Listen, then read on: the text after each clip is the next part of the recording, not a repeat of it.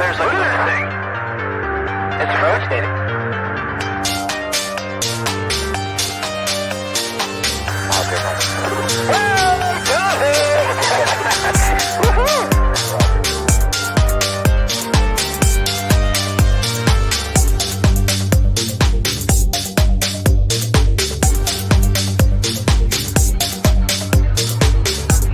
What was in the skies over Jerusalem, and why did it sound like those treasured sites in Christianity? There's a new UFO in the form of a bright light is descending over the dome of the rock of Jerusalem.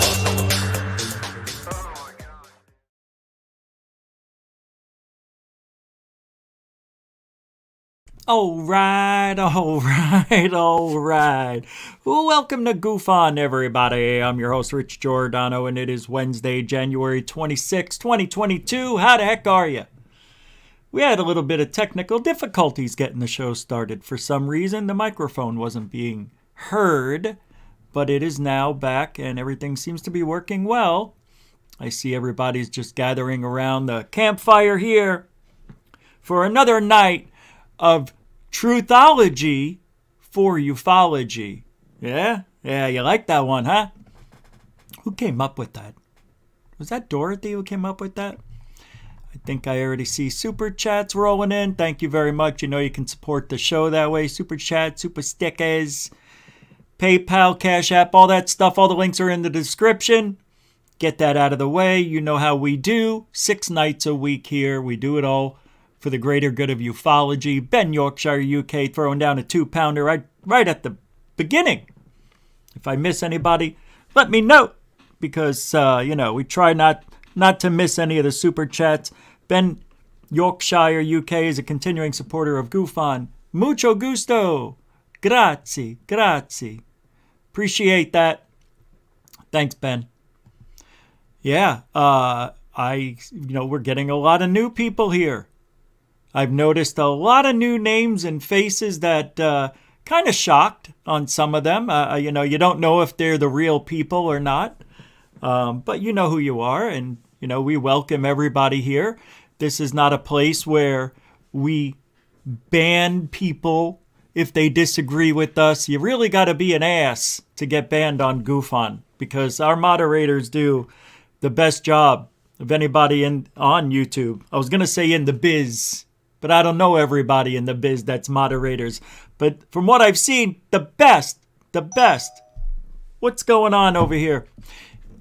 We've gotten a couple, I am having weird technical things going on. Who just messaged me here? Let's see, an important message just came in. Louis with the $2.04 PayPal. Hey, thanks a lot. I appreciate that. And last night I didn't see these two that came in, where it was also Dorothy, thank you, with the PayPal support there of a couple bones. And I believe earlier in that night, no, it was the night before, I think I missed somebody. And that was, I don't see it. It must have been just the Dorothy this week. The Dorothy. Look at me. And then I see a couple of super chats here. We're going to get the show started. Taken without permission. Good aliens or bad aliens? I really want to talk about this. It's not something we've delved into too much over the course of these last couple of years. We've talked about abductions, yes. We've talked about a lot of stuff with abductions. We heard personal stories. We've even talked about near-death experiences, UFOs, aliens, and ghosts. Are they all the same? I'd like to talk about that again because it's very possible. Maybe we'll take a few people for the show that are in the audience tonight Maybe you guys want to chime in later. I don't know. But Michael, is it MIC8? Michael R27. Holy smokes, $14 and $4.20. I get it, $14.20. I like the cut of your jig, or is it the cut of your rug? I appreciate that. I've got mine right here, the one hitter for the show, the one hit wonder. I thank you for that. Sorry, Ben, I forgot. And this will go out to Michael. I appreciate that. Let's kick off the show with Michael and Ben. And there was another one here. Tony McClear with the 5-pounder. You guys are just rolling them up. All three of you. You rolled them up nice and tight. No comments, as you can see. No sticker for me to check on. You just rolled it up, put it in a little... $2, $5, $14.20. Everybody gets a roll. Here you go. Thank you, Tony, Ben, and Michael R. for your support to Goof On. And good all over the UFO community. Mucho gusto, generoso. Under 17, not permitted without parent. Thanks, guys. Appreciate it. Dorothy Hawkins, the Hawkster, with another 2. She rolled it up. It's $2 more. I hurt myself. I hit myself so hard. You want to watch me slap myself all night, silly? Oh my God, you guys are so funny. What am I doing, huh? What am I, somebody's messaging me. That's Shane. Shane, I hear you, buddy. Thank you, Dorothy. Dorothy Hawkins, a continuing supporter of Goof On, as was Tony and Ben and Michael R. Everybody's a continuing supporter at good.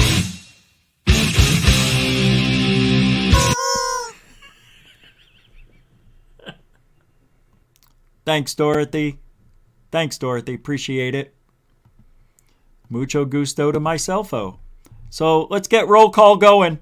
We got a big show tonight. Big show. A lot of stuff to talk about. COVID. Who's this person?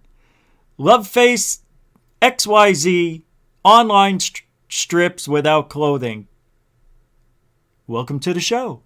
IR film. Welcome to the show. Wait. Is this this can't be a real person, right? This has got to be a bot because there's too many in a row there. You can stop now. All right. We don't want to block anybody, but no advertising is allowed like that. We will block for advertising. Hey, I don't mind my friends and people I know advertising because they know. You can put a link in here and there. Marco, welcome to the show. Dark Sky Files, welcome to the show. John P. Adventures, welcome to the show. Hellfire Studios, what's up? Welcome to the show. The Gorilla Gamer, what's up, man? Welcome to the show. Dixon Cox, love saying that. Dixon Cox. I know what it said. Welcome to the show. Felicia the Beautiful Flores, welcome to the show. Coral Ann, welcome to the show. Claudia with a Chance of UFOs, welcome to the show. Walt Corbin, welcome. Exofa Terrestrial, welcome to the show. Where is everybody? Mr. Big Feet, there you are, matey. What are you doing? How you doing? Welcome to the show. Wild Ascension, the mothership, welcome to the show. FGraph72, how you doing? Welcome back. Welcome to the show. Shelly Michelle Morrison, welcome back. Welcome to the show. Single Wide Samurai, welcome to the show. Area 503, Manny, welcome to the show. Tonight, every night this week until Saturday, we will be playing the trailer for Who's Lou. Yeah, I like where this is going. There's a lot of hate. We're going to talk about it. A lot of hate about this movie already. It hasn't even come out yet. John P. Adventures. I don't know if I said it, but I'll say it again. Welcome to the show. Big Fat Creep. Welcome to the show. Tim Freestone. Welcome back, man. Welcome to the show. I still remember what I did Monday. I'm sorry. Lang Lee. Welcome to the show. Who's coming through that front door so we could end this? Den Bob. Welcome to the show. Ian McFadden. What do you say there, laddie? Welcome to the show. Crazy. a 2.0. It's a 2.0 version. I like it. Welcome to the show. Tracy Lynn, how you doing? Welcome to the show. Great picture. What's up, Mike Johnson? Welcome back. How you doing? Welcome to the show. And Commander Milan. We all know who Commander Milan is, right? Yeah. You know. Can we do something with this person? All right, because I'll take care of it. I'll take care of him. Oh, thank you.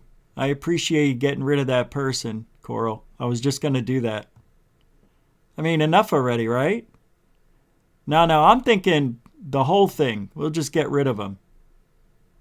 Oh, you hid them. Look at you, Coral. Wow, I appreciate that. That was freaking balls on. Thank you. Coral Ann cleaning house. After I even warned the person, you know. All right, let's get this show started. Oh, I got a few more. Wow, you guys are unbelievable. Who sent this? Oh, Rebecca. Thank you, Rebecca. $5 PayPal and I need my glasses. I keep forgetting them. Marie Jose. I believe I'm reading that right. Thank you very much for your PayPal contribution as well. Thanks, guys and gals. Freaking unbelievable.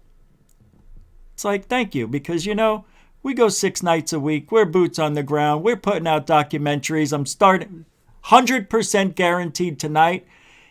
Third Phase UFO Report. I'm almost done with it, so it'll be out tonight. Probably 2 a.m. But, hey, such is life, right? We're night crawlers. We're looking at the stars, even though it's raining outside. Who's this? Donna G. Oh, that's a great picture, too. $10. And you didn't say anything. I like it. I like it. And no super sticker, just pure adrenaline. She rolled it up, put it in a little thing. Whew. Oh, it missed me. Let's do it again. Whew. Where is it? Ah, all right, we got to stop that. That's old. It's old. No more of that slapping in the face. My hands are cold. Let's give you one of these. Thank you, Donna G, a continuing supporter of GoofOn. I think it's your first time. I'm not sure, but we'll say it anyway. Thank you, Donna G, for your $10 contribution to GoofOn. Ah, good. All over this community. Mucho gusto, generoso. Under 17, not permitted without parent.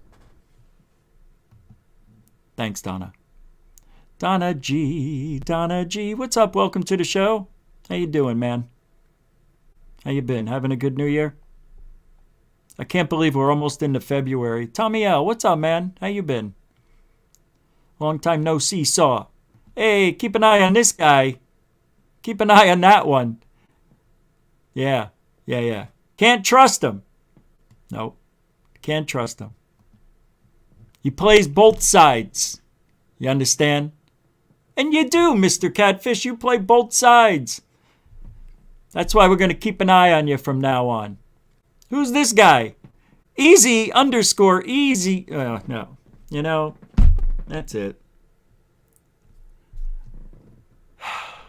Easy_E_021. That's a $20 super chat. You looking for Richie? You going to keep coming back till somebody sees him? Why would you do that? Why would you do that? Yeah, sorry. I don't have it on cue. That's a shame. I was just going to play it for you. Let's do this. This is for your $20 super chat. We'll show the crowd. Oh, wait. Hey, why are they doing it this way? That's weird. We'll show the crowd because a lot of people are new here. Anytime people say anybody want to see Richie, it's because they're looking for me because of this clip from, I think it's Out for Justice. It is. And there it is. Seagal, the man. Anybody seen Richie? Jesus. Huh? What am I doing showing my face? I'm gonna keep coming back till somebody remembers seeing Richie. He's going to look to the right. Oh, man, he always knows where I go. That's why. Thank you very much for the $20. I know what you were getting at. I know what you were doing. Thank you very much. A continuing supporter of Goof On, of course. Great picture. You and the missus, or I can't tell. It's small. Is that your daughter? It's hard to see, man. It looks like somebody who's around 20, maybe 18. I don't know. Very young. I need glasses, man. I'm sorry. It's hard to see, but that's a good picture anyway. Who's this? Babs? What? Everybody's so nice tonight. What happened? What is today? Thank you so much. Shout out to all the great mods being on top of things. That is true. Babs, thank you very much. They appreciate that. Very much so. Huh? And you're a continuing supporter of Goof On as well, right? So we'll give you one of those. And we'll give you something a little different because, you know, it's not raining men. It's raining $5 bills. Thank you very much, Babs Williamson. Thank you. Mucho gusto, generoso. Continuing supporter of Goof On. People who are new here are like, this is all he does? No, this isn't the whole show. It's just unbelievable. But there is a new thing I want to try. Like if I'm in the middle of playing a video or talking about something, I may flash it up on the screen. But I should have had Coral in here.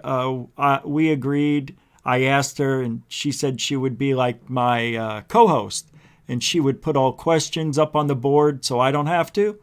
Because StreamYard now gives us the ability to have somebody sit in and control that stuff, so I don't have to worry about it. If it pops up on the screen because of Coral seeing it, then I'll read it. And I think we're going to start that, Coral. We should start that tomorrow. We should do that tomorrow. It's my fault because I kept forgetting. But it'll make it easier on me, and it'll you know, if you want, I mean, if it's easier for you, I don't know, but we could try it out. I appreciate it. Oh my God. So let me kick off the show with something here. Let me pull this up. Yeah, let's get this going. This is the official trailer to Who's Lou. I want to get this going immediately. Let's get this out of the way in a good way because we've got a nice crowd here tonight. This is Manny's new film that's coming out. It is just over 2.5 hours long when it comes out Saturday. This is the Lou Elizondo, more like a biography of what we need to know. This is so bizarre. It's playing, but it's not. The screen, I don't know what just happened. Hold on. This just gets weird. Today's weird. Before the show, just weirdness. That's why, I mean, usually I'm on time, right? Or I just don't come at all. Here we go. Who's Lou? Trailer. I'll play half of it. We have tackled many strange stories on 60 Minutes, but perhaps none like this. Here to discuss, Luis Elizondo, former director of the Pentagon's Advanced Aerospace Threat Identification Program. UFOs have captivated the public interest for decades, but they've always been dismissed, including by me, as the province of wackos. Luis Elizondo is a former military intelligence official and currently works with the Stars Academy and the History Channel, and he joins us now. My name is Lou Elizondo. For nearly the last decade, I ran a sensitive aerospace threat identification program. It was in this position I learned that the phenomena is indeed real. Lou Carnation. I forgot. Or is something completely None of them have obvious and I think it's explanations. These important. are aircraft, apparently, that are moving in ways that appear to violate physics, that are flying very differently from any aircraft ever observed, Demonstrates and that the U.S. way government has faster than actually any indeed been plane dealing with this we issue know for in over 400 70 years. years. What is this? And that's a little Well, bit we don't know, problematic, because for some because if we reason, say this is foreign adversarial technology, we know that the Russians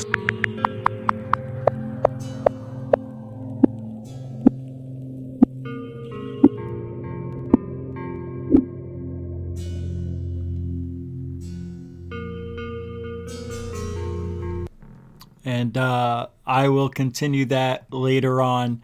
So that's Who's Lou coming out this January 29th. I think it's dropping, I don't know when, what time. I think 6 o'clock or something. Yeah, I was vaping. That's why you see this. Thanks, Lee Guy. That was funny. I keep forgetting about Lou Kardashian. I can't wait for this movie. Every day that gets closer, I get a lot more excited. I can't wait. Thank you for that. So let's... I want to show you this video. You know, usually I play videos to start the show off just to get you guys primed and ready for the show with the UFO video. This one comes from VFX Artists, who were stumped on this one. It's Corridor Crew. And I've played their videos before. I wish they would do more of these UFO debunks. This one is really interesting, and I'm gonna start it in 5, 4, 3, 2, go. Wow. Yeah. A lot of shooting stars. So those are just airplanes. Okay. Airplanes and satellites. Fair. I'm guessing none of you guys saw the UFO. I sent an email 2 months ago from a man named Jordan he has a website, LostSasquatch.com. He makes custom knives, things like that. He's an outdoorsman. And this guy says, hey, I have something I cannot explain. I've shown it to everybody and they can't explain it. Can you take a look? Maybe you guys can debunk it on your show. He took a time lapse while he was camping. So this is about a 5-hour time lapse. I have the exact GPS coordinates, the date, and the time. And there's something in this time lapse footage which I'm not able to explain. You see it? Yeah. No, what? Oh. There it is. Whoa, what? It's like a little orb of dark matter? So the first time I watched this, there was a lot of compression. And who knows what compression's doing to an image? So I reached out to Jordan to get the actual raw file. And what he does, because I have to stop this every now and then, I watched this whole thing so I know exactly what happened, so I'll just tell you to save a little time. What you just saw was a 5-hour time lapse of the video. This is 5 hours in a time lapse, right? So they're watching this, and that thing took 5 hours to go across the sky. So they tried everything to figure it out, right? So they asked Jordan, the guy who sent them the video, can you send us the raw file, the raw data? This way they can tell if it's been faked, because you'll see, things that have been changed and modified in the raw data. He sent them the whole entire file. It was 8 gigs of data. And nothing was changed or altered. That is the true video. It's not CGI. It's not an overlay. It is what it is, and that's what we're looking at. I just showed you the video. There's nothing more to it, but what these guys try to come up with is interesting. And that's what I like to see, how these guys put their minds to it. And I think they did figure out what it was, and it makes sense. Watch. Oops, sorry. Manipulated on a computer and made to look like it's raw data. Exactly. All the other videos we've watched have been on YouTube. They've been, compressed MP4s. But this is a situation where, because we have the raw files, we know that they have not been manipulated. We're looking at truly the raw files. This is a real UFO. Yeah. Unidentified flying object. Yep. Because we have deduced it is not a visual effect. It's not some sort of in-camera trick. This is something that was actually captured by a camera, and we don't know what it is. It's a real... Right. I meant to go forward more, but they said it's not a drone. They know that. They know it's not a couple of things. Why can it not be a helicopter? Helicopters, I don't believe, have the fuel to stay in the air for 5 hours straight.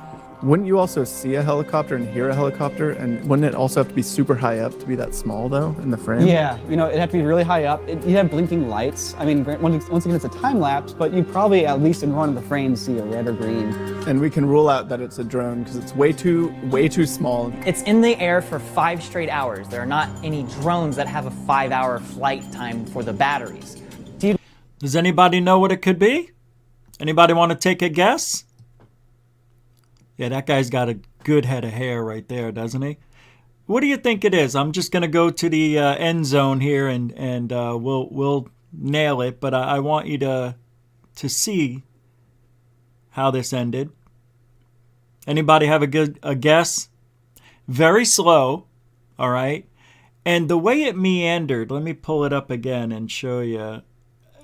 It had a very interesting quality of meandering through the sky, you know? You want to get 10% off a website or domain for yourself, and you wanted to get started creating your commercial. own website today. They tried looking at the clouds. See, the object went behind the clouds, and they are trying to figure out what kind of clouds. Cumulus clouds, potentially? I'm thinking those are altocumulus clouds. Maybe, no, they're not stratocumulus. Could be cirrostratus. Nah, too thick. They might be altostratus. So it goes behind clouds. So they know it's above 6,000 feet. So what could it have been? Well, here we go. 6-foot long propellers. Dang. And then they can get up to 20 miles in the air. So this is the scale of technology we're talking about. Like that could maybe be what this is. Look, I have the exact date in the exact time in the exact location. So I'm thinking that if we can figure out what direction the camera's pointing, this will help us figure out what we're actually looking at. Let's freaking Sherlock Holmes this. I'm pulling up Sky Guide right now. I'm getting our exact direction that we're looking nailed down here. Oh, that's Jupiter, and that's Saturn. Yeah, so those bright stars. Right, so he gets the location. Got it. Like experimental balloon aircraft launch, that would seal the deal. Mm-hmm. Is it possible to pull up flight information? Do they have like old? Like just Google area51.com and like check out which flights left. They're looking up experimental balloons and stuff. Oh, my. Oh wait, Sam just found something. In the table below, you'll find records of stratospheric balloons launched from different countries and places during 2020. There's a city in Nevada called Winnemucca. In 2020, they're launching balloons practically 3 times a day for all of June.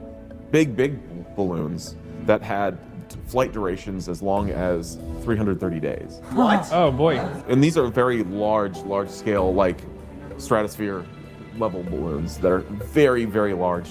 I think it's a balloon. I'm just saying, people are like, oh, weather balloons. It's always a weather balloon. It's not like a rare one-off occurrence to see a balloon. It's like, they're all over the place. What's the name of the company that's doing those balloon launches? Project Loon. Whoa. What is Project Loon? I need to figure out. Internet. Yeah, these are internet. These are for internet. Yeah, these are internet balloons.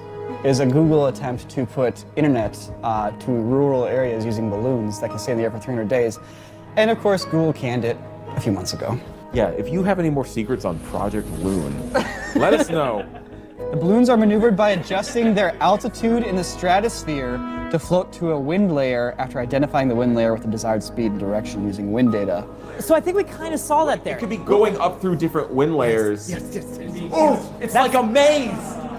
So we saw it going up there at the end. We saw it kind of like hover in a spot, and it's like, okay, now it's actually going to get to a different layer, so it goes up a bit and kind of moves over, and then it's like, oh, we got to get to that other layer, so it really goes up. Shifting currents. Here's another thing. The company states that the particular altitude and layer of the stratosphere is advantageous for the balloons because of its low wind speeds, which are usually recorded between 5 to 20 miles per hour, which is about as fast as that balloon was probably moving in this shot. Unbelievable. They did a lot of research and figured it out. It is a most likely a balloon. You can see balloons move like that. And for 5 hours in the sky, it has to be a balloon. We had a weather balloon back in 2004, which I have on video, that stayed over Phoenix, Arizona for 8 hours.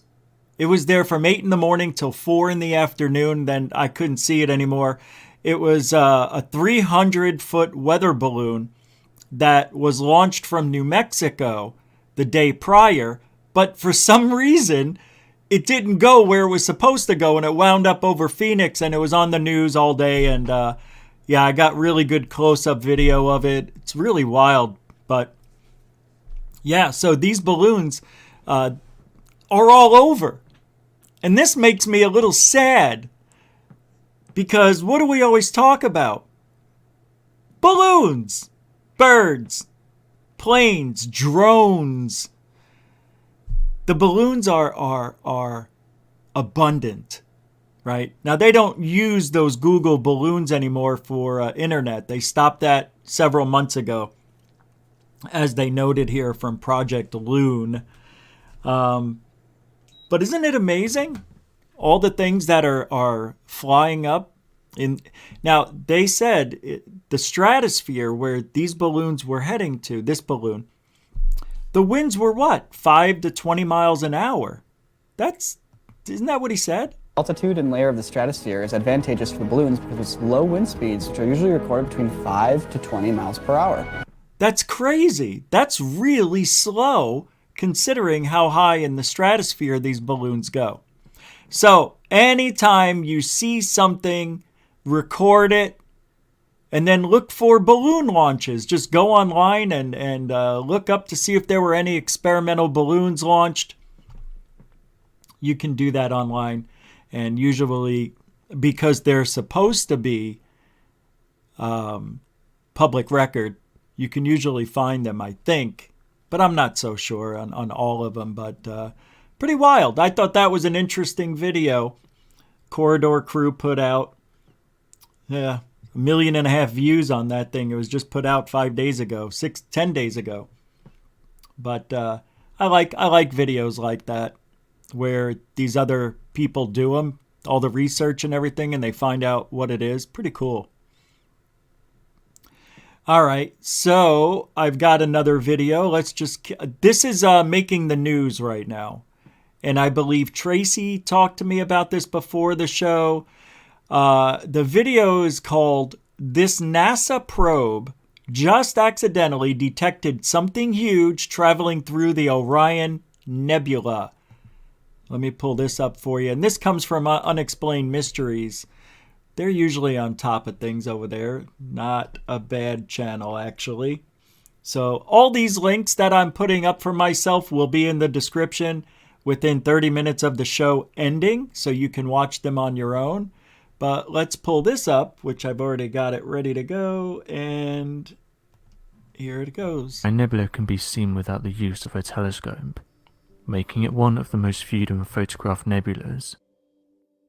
A few years back, astronomers spotted an interesting object while looking through photographs of the Orion Nebula they had captured. The astronomer was using a powerful telescope and decided to photograph Orion, but when they reviewed the images they could see that a large cigar-shaped object could be seen. They said the following: "This is not the first time and definitely not the last time as I searched the night skies for galaxies and nebulas. The truth is out there." End quote. They also submitted the photograph to MoveOn, a large online database that collects images. Good night, Wild Ascension. Appreciate you hanging out. Look at this thing. Is this did I misunderstand what this person said? I'm pretty sure. A few years back, astronomers spotted an interesting object while looking through photographs of the Orion Nebula they had captured in the area. When asked whether these cigar-shaped objects were something like a comet or a camera anomaly, the astronomer responded by saying that this isn't how comets, space debris or camera anomalies show up during astrophotography. Wait a second. Are they talking about Oumuamua and putting this out as new? January 25th. I'm a little confused. Object. Some have suggested that a number of these objects exist throughout the Milky Way galaxy, further noting that they could be things like probes that have travelled from This is different than Oumuamua. The fact that this one was detected south of Orion's belt in the constellation of Orion has led some to suggest that they could be scattered all throughout our galactic neighbourhood. Alright, so now I'm a little bit confused. He said astronomers got a telescope, they pointed at it, they pointed to the Orion Nebula area and saw this. But that's not what happened with Oumuamua, is it? Yeah, that's what I thought. Before before Oumuamua, I think this was one that they saw first. No? right after. See, I remember a story coming out after Oumuamua had left. And they said, okay, we're not going to be able to see it anymore. It's gone. Then, many months later, within a year, I'm not sure, they said there was another Oumuamua object found. Not only that, they said there were several of these Oumuamua-like objects seen out by Saturn. We talked about it here. I just don't know when. I wish I could find it, but it was just in the middle of the show. So I'm not going to go through all those, those shows to find it. But after that news report came out on the many objects, nobody talked about it. And, I tried looking for that article again. I couldn't find it. I didn't save it, thinking, all right, when I come back to it in a day or two, it'll be there. And I just don't know where it went. But if anybody has that, that'd be interesting. Yeah, exactly, FAP, right? I know, right? I hear you, man. I don't like it when they, like, channels like this put up stories and make them new again. Because that threw me off when I was doing a little research for the show. Because he made it sound like they just found it. So, Tracy, if you have that link to the story you were talking about, let me know. Send it to goofonradio@gmail.com, please. So, Dr. Greer was on today. Did anybody watch it? Yeah, Dr. Greer went live with breaking news. He says, I'm going to play it, actually. Not the whole thing, but I'm going to pull it up here. Let's see. Who's that? What's that? For me? Who? No, he's not. Anybody seen Richie? Jesus, no. Huh? Shh. I'm going to keep coming back till somebody remembers seeing Richie. That's rare. Seagal never comes back twice in one episode. What is he doing? Leave me alone. What am I looking for? Oh, Greer. Dr. Greer. So Greer went off today for over an hour and was talking about a lot of stuff. I couldn't watch I did. I listened to it while I went food shopping, but the last 30 minutes was basically talking about renewable energy and how we're going to get it. And it would just take a little thimble of water from the Great Lakes to give us a lot of power, and he's talking, how can we do this? We should have it by now, and why we don't have it. And it was the same stuff we've heard many, many, many times. But the beginning was interesting. So I'm going to play a little bit of the beginning here for a couple of minutes. I'm pretty sure I'll get a copyright claim, but oh well. This show is for the masses. So here we go. 3, 2, go. For an extended weekend and really network with each other. You do a deeper educational experience, and then every night, Friday night, Saturday night, and Sunday night, we're going to do the meditation, the CE5 contact protocols. The last night on Sunday, we're actually going to go out on the Native American land at a place that they've put aside for us. And we'll do that night event under the stars. The other two will just be indoors because we can only get that spot for one night. But that'll be very exciting. Now, the good news about it is that it holds a fair number of people, but not everybody. So I just was handed something that said that nighttime event on Sunday, April 10th, I believe it is about 50 people shy of being filled up. So we can take more people in the conference and the hotel ballroom than we can take outdoors, unfortunately. So if you think you're going to want to come in person to that event on Sunday night, you probably want to register pretty quickly. This isn't what I wanted to hear. Come on, Greer, let's hear the news. whole presentation on what I call transdimensional photography and videography. What does that mean?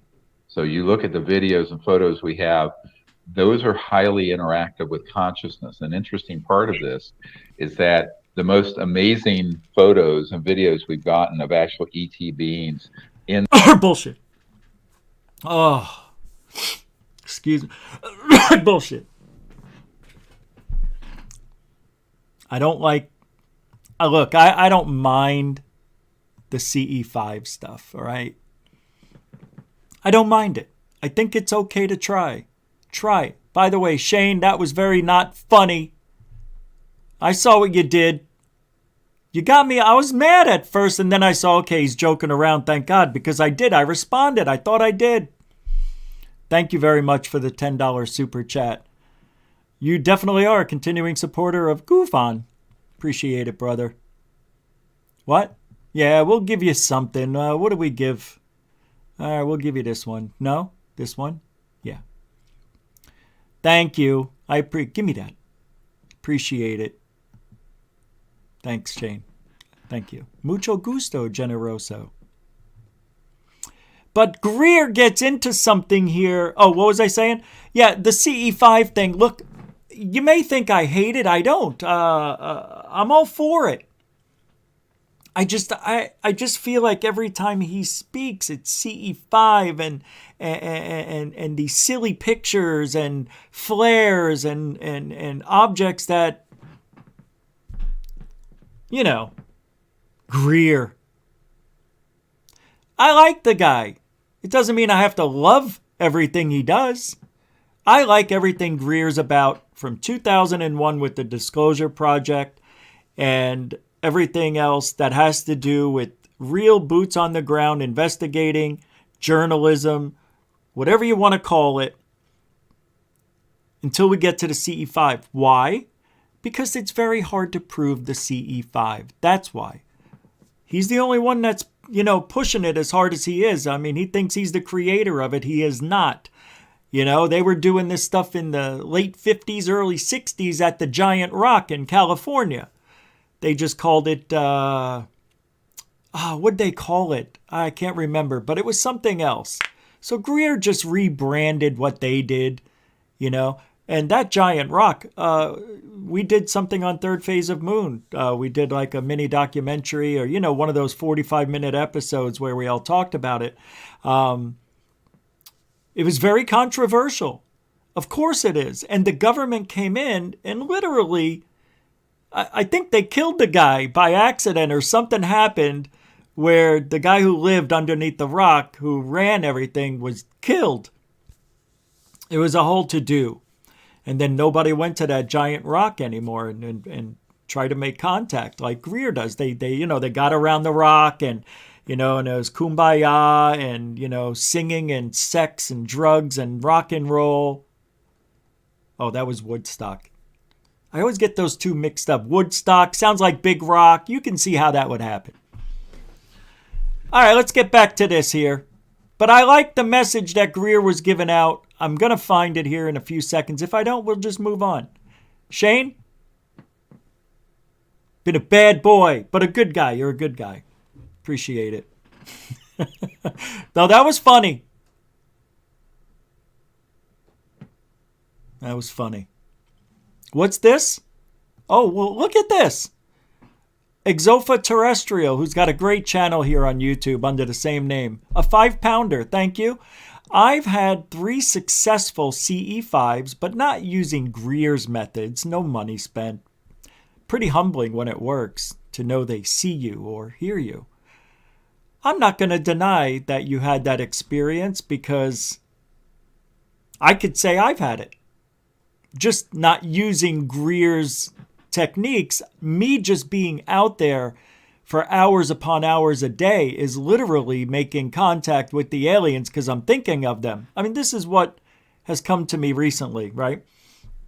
I never thought of it that way. Like, I was out there thinking about aliens. Is that a UFO? Is that a UFO? Is that a planet, a star, a bird, balloon, drone, etc.?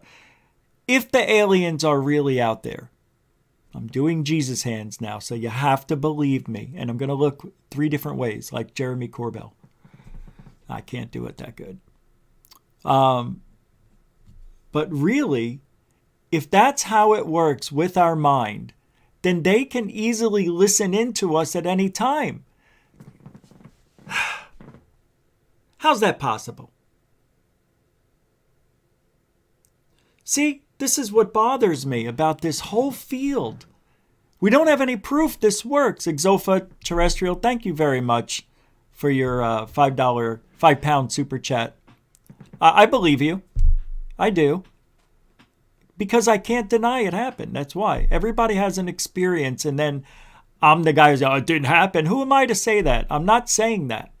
Because you're not coming up with video saying, I got video evidence. You know, you didn't do that. You had an experience. That's for you. And that's how it is in this field.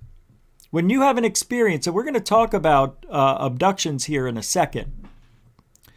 If you have experiences, what is it? Most of the time, if not all the time, it seems, people are by themselves. Can't deny that. FAP with $7.49, $7.50. He rolled it up, no message, no super chat.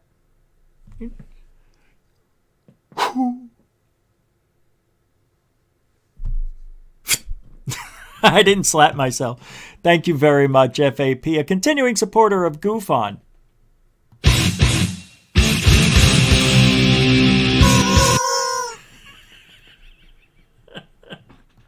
Thank you, man. Appreciate that. I almost missed it. I almost did. And then I saw your other one pop up for $10. You guys are unbelievable tonight. What'd you say? I'll drop it. I'll drop and it ain't going to be pretty. I'll drop and it ain't going to be pretty. What do you mean? But thank you so much for the $10 super chat and the $17.50 you just threw down. Thank you very much. And all of this goes back into the show. Everybody who's been here from day one, when we got monetized, knows that the money goes right back into the show. It keeps us floating. It keeps me doing what I do. So thank you very much, FAP. I don't know what you'll drop. I don't know what that means. I'm starting to get weak. So what I was saying is, thanks, man. Hey, Dixon Cox with $1 super chat. I don't mind saying it. I'm not afraid. That's the name on the board right there. I see ya with your gimbal picture. With your gimbal. I love it. No message, no super chat, no super sticker, just pure adrenaline.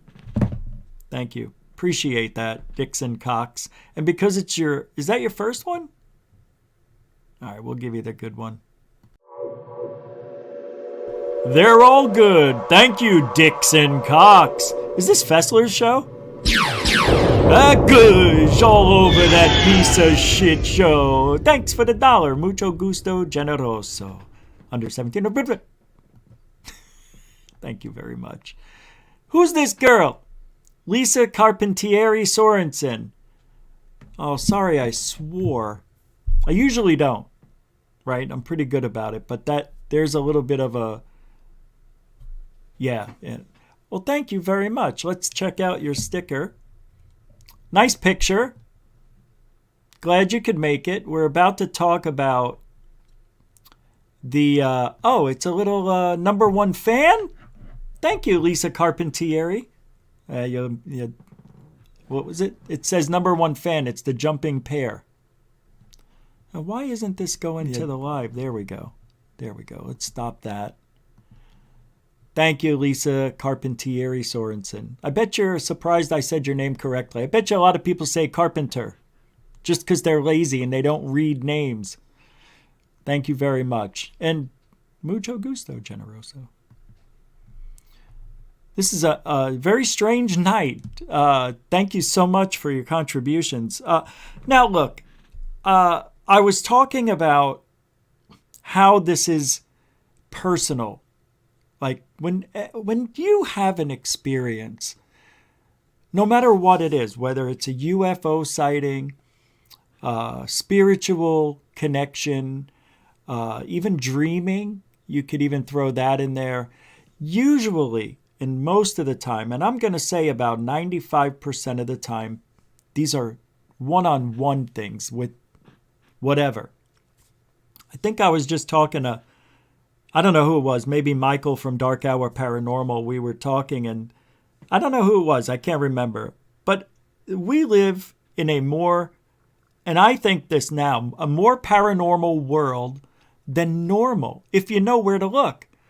And a lot of people don't want to look. They feel silly. Don't feel silly doing it. If you're home alone, try to reach out. You have nothing to lose. You don't think I do it? I do it a lot. Because you have nothing to lose. You know? We've done tarot card readings on this show, the Ouija board. We had the flashlight. We had an orb one night that was unbelievable that showed up on camera. So we've had a lot of interesting things happen. I've had things move. I had what felt like my dog who passed away bumped into my leg during the show. Things like that happen. Why do they happen? I don't know. I think I've always had a connection since I was a child. So I think there's something that goes on with me that may be different than a lot of you. Maybe I am in tune. I don't know. But I should sharpen up on my skills. Who we kidding? They're sharp. Trust me. I work on them all the time. Who's this person? Wild Ascension, the mothership, with a $5 super chat. The aliens won't land because I saw a lady driving her car flossing her teeth with her mask on. Then she flicked the floss out the window. And we wonder why. It's probably biodegradable, but Wild Ascension, that is really interesting. I like your UFO and tooth. That's really freaking funny. Thank you for that. I got to give you a little love. A lot of love. We'll give you some love because we care about you, Wild Ascension. That was very funny. The mothership. $5 super chat. Thank you very much. A continuing supporter of Goof On? You betcha. You guys, you people are funny tonight. We do have the most intelligent and funniest chat room. When I read some of these chats after the show, I'm like, well, I can't believe I have to miss all this while I'm doing it because it's just me. So I really can't focus on the chat unless I see a color come up telling me there's a super chat. And I'm like, okay, it's very hard for me to do this and read all that. I get totally distracted like I am now because I go off on tangents.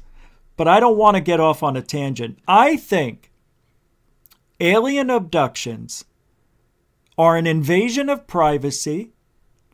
I think we should have forewarning it's going to happen. I think we should have some sort of preparedness that the aliens should allow us to do.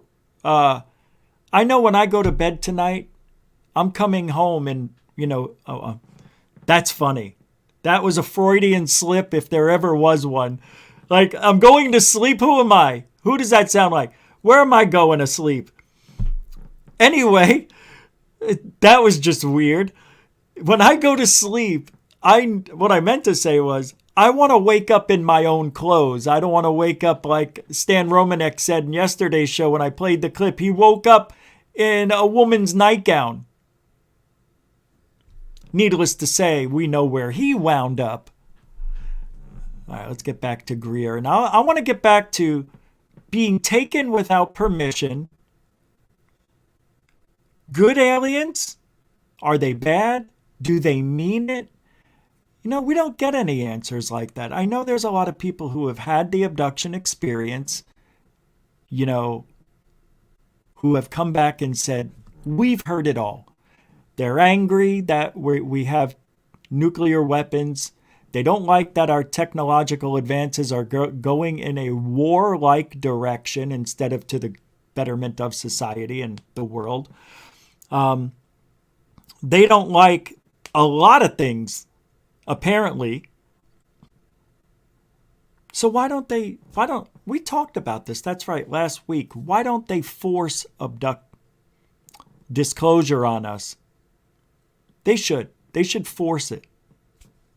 Because if aliens are good, they would convince our government to allow them to integrate. Is that, I don't think that's what I mean. Is that what I mean? Become a part of our lives, at least with the technology. And I'm going to tell you, I don't really think there is alien technology anywhere visible. Cell phones, I just saw an invention of the cell phone with a touchscreen that was started in 1982. They had the touchscreen. I'll have to find the video. It's pretty amazing. This stuff has been around for a long time. Where is the free energy? And Greer, who I'm going to continue playing a little bit more of here, was wondering where that technology is. If we can get the aliens to stop abducting us without our permission and get free energy, it's a perfect world. Those two really go together, but they don't, if you think about it. Alien abductions and free energy. Discuss. What a whack. Are from the military and the intelligence community and the things that they can do to confuse people during CE5 contact. And so it's going to be a very in-depth weekend, Friday night, Saturday, Sunday, part of the structure of higher consciousness that everyone is tied into, because the total number of minds in the universe is one. It's a singularity. And so when there are that many people doing something with this intention, it not only affects the cosmos and facilitates peaceful, open contact with these interstellar civilizations and ETs, but it affects the planet. I mean, the baseline level of where all of space, time, matter, and people are fluxing in and out of this field of consciousness, the pure conscious field. So that's why doing this together is so important. I'm hoping we can do, maybe 2 or 3 of these each year. The other important thing is that right after that, the sort of 2 days. In a few minutes, I'm going to drop a link in the chat if anybody wants to join. So to kick off the next hour in a few minutes here, I'm going to drop a link. If you want to join me, you don't have to be on camera. Just make sure I can hear you. And if you are on camera, make sure, you're positioned correctly and the light's good. We want you to look good for this. So if you plan on coming on, don't hide in the shadows if you're using your camera. You don't have to use it, but I will be dropping the link. I'm going to play a few more here because I think I'm getting to where I thought we would be at when I started this. On those, tons. Yeah, it's unbelievable. And we're going to be in a remote site that we've gotten clearance to in a park that is, no one will have access to it except our group. So it's very interesting. And then during the day, we're going to be meeting in this huge remote house adjacent to this park, where we'll have afternoon sessions with the. So Greer is getting this, I think they bought 80 acres to do their CE5 at. This is an amazing thing that I wish I could be there in Arizona when they do this one, because we were there last year, right? 2020 in November, and COVID was just running rampant, so only 100 people were able to show up for that. But yeah, it was interesting. And people's lives are changed. Absolutely. What you find is that people who do this with a group of people, and they've done these in studies with meditators, that if there's one person meditating, it has a certain effect for themselves and perhaps the environment and say the field of consciousness. But when you have dozens of people, or in the case of this conference for this weekend, hundreds of people doing it, it has an enormous effect. And this is, back in the day was called the Maharishi effect, but where they found that if you sent a certain word was 1% of. Got Guys, I'm having internet connectivity issues, so if I drop out, I don't know what's going on, man. Let me make sure. We got another... Yeah, something's going on. Let me make sure we're still live. I am not having a connection here. Yeah. I got a Louis Ferraro with $3 sent to PayPal. Thank you very much. Okay, we're back. We're good now. Sorry about that if it cut out. Okay, we're still live. Everything was fine. Yeah, I'm in Florida, right near Tampa. So, you know, no bad weather, just cloudy and rainy. But that's even dissipated by now.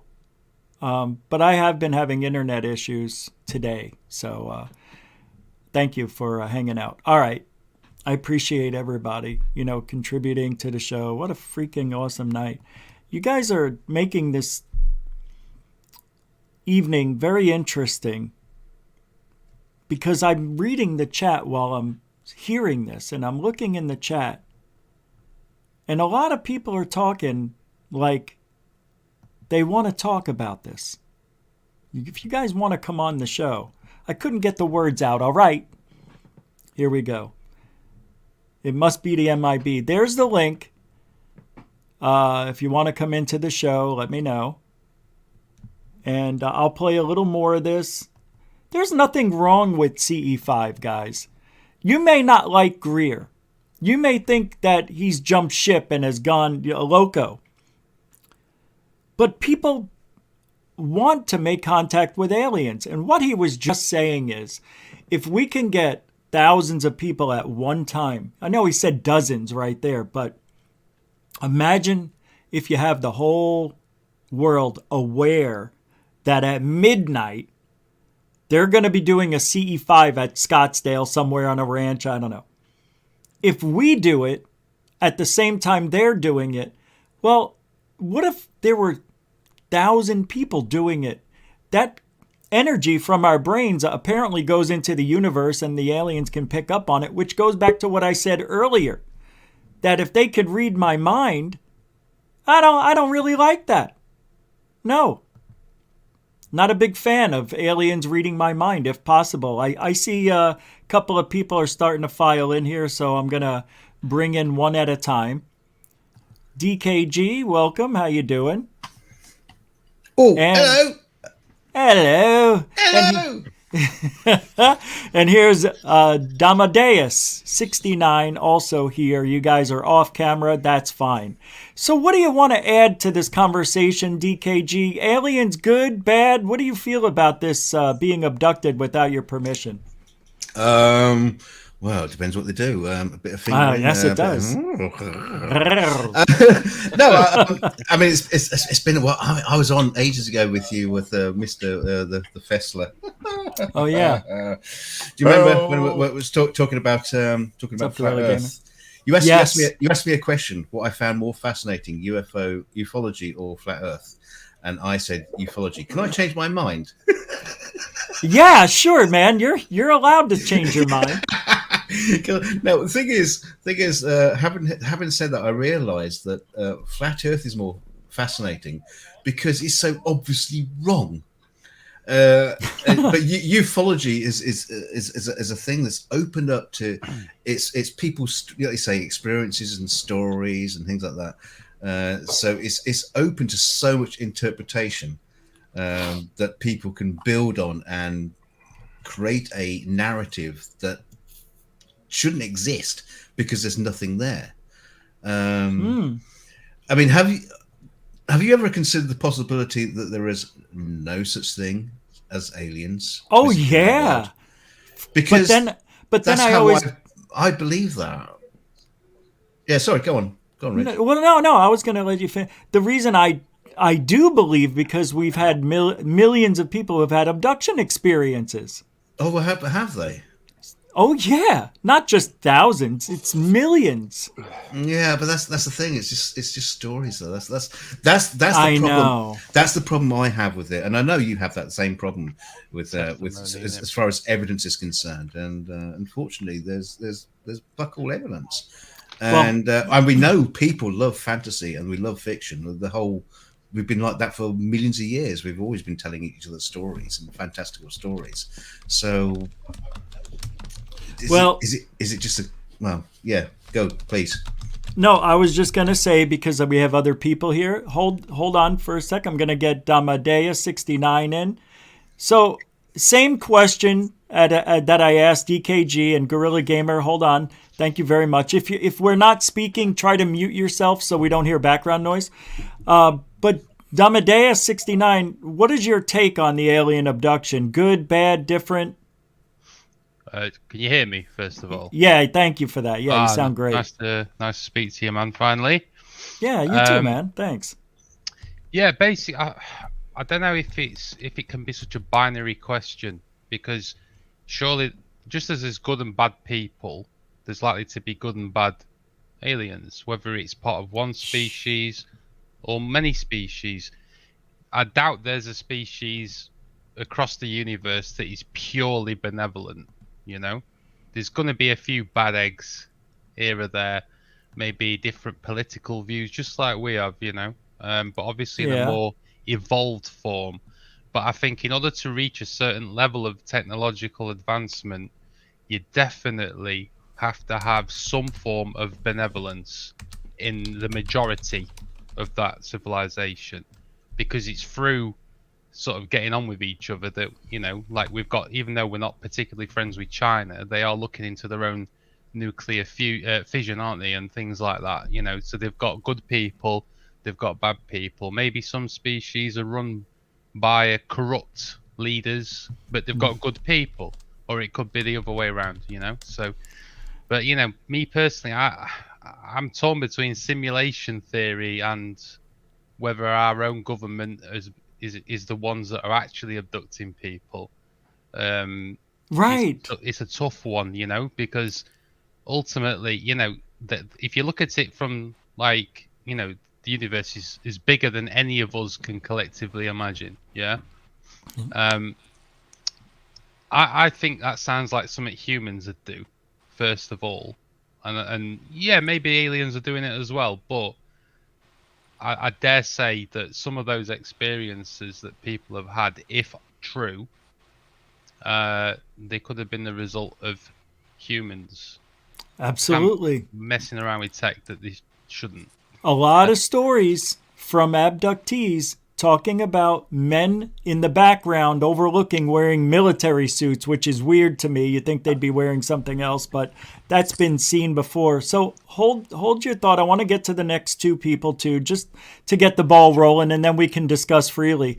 Gorilla Gamer, you're up next. Mic check. How you doing? You're muted. Gorilla Gamer.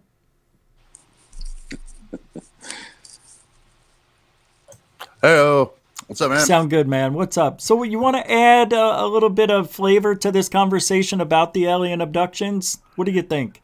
Good, bad? Well, I think any abduction is bad, right? I mean, I can't think of a time whenever an abduction would be good. So, well, people have reported beautiful experiences being abducted. I don't know. I would just, if it's beautiful, then I would kind of want it to be voluntary. I don't know. It comes across seedy.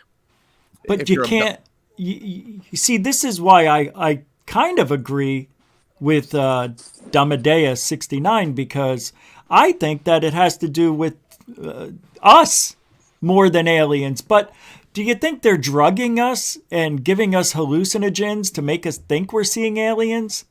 Man, if they can travel light years or whatever they can do technologically, I mean, they can do anything. So yeah, I know. Drugs are on the table. But then again, it also makes me think of it's something the government could do, could do as well. I mean, so the lines get blurred. I don't know if it's aliens or governmental testing. Have you ever had an experience? No, Okay. not an abduction experience. Okay.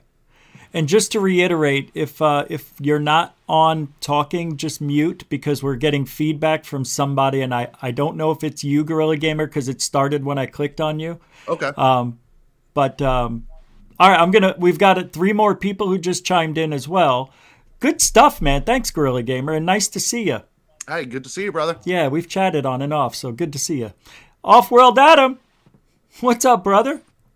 How's it Welcome going? to Goof On. It's going, man. Thank you. So thank you've been you. waiting patiently. Thank you. Shane Rodriguez is also here. Dorothy just chimed in, or will be chiming in shortly as well. So Shane's up after you.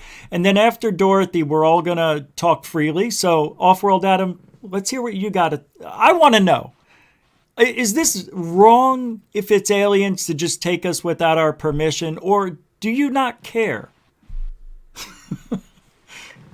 I have heard different accounts, ones that are not so much forcefully taken, but without permission, and then I've heard ones that are allowing, like they're inviting you, and it's up to you to go.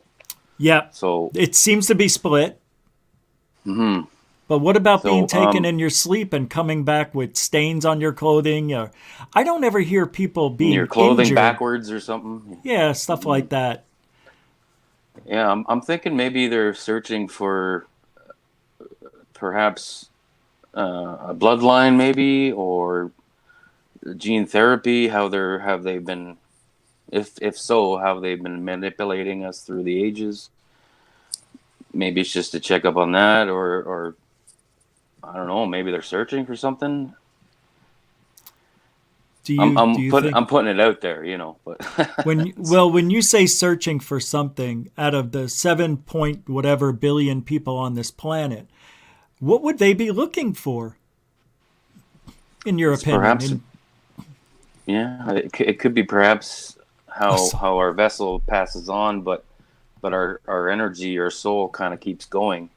Maybe that's mystifying to them, like, because no one else has that ability, so to speak.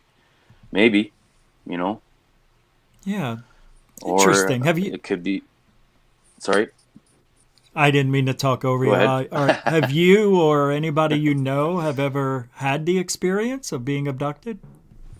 No, not that I know of. No. Do you believe in aliens? Yeah, of course. Okay. All right. We'll keep that in mind. All good points, man. Everybody's got a little different angle on this. So I'm going to move over to Shane. So hang tight, Off-World Adam, everybody else. Dorothy, you'll be after Shane. What's up, Shane?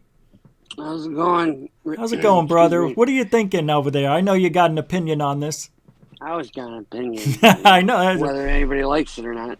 Oh. Me, I haven't never had an experience. I've never seen a UFO or anything. So abduct me. I want to know what's going on. So as long as I know the truth, I don't care. Beam me up. I had a theory. You've heard me say it. I think all of us have been abducted.